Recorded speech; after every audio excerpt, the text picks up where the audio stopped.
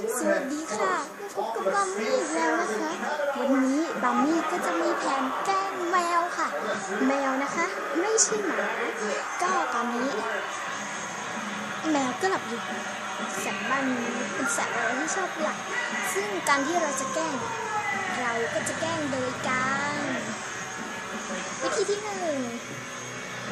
เอาแป้งไปโรยใส่แมววิธีที่ 2เอาน้ำไปสาดใส่แมววิธีสุดท้ายวิธีที่ 3กดแป้งก็เราจะเรียงเป็นแบบเรียงเลยนะคะก็คือกับเทแป้งใส่แมว2ก็เอาน้ำสาดใส่นิดหน่อย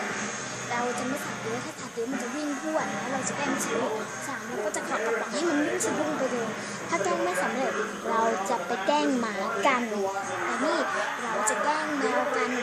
แล้วเดี๋ยวบัมมี่ขอเตรียมของก่อนนะคะแป๊บนึงค่ะ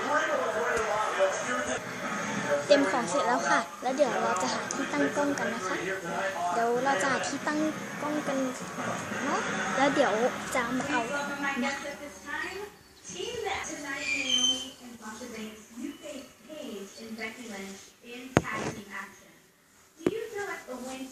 ตั้งไม่ได้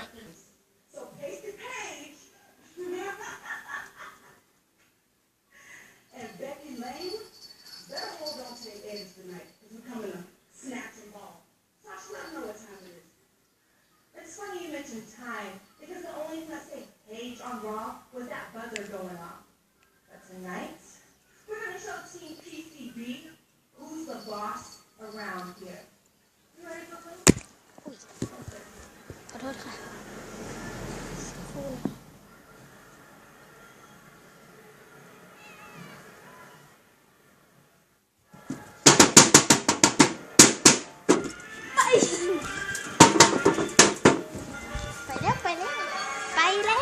อยู่ไหน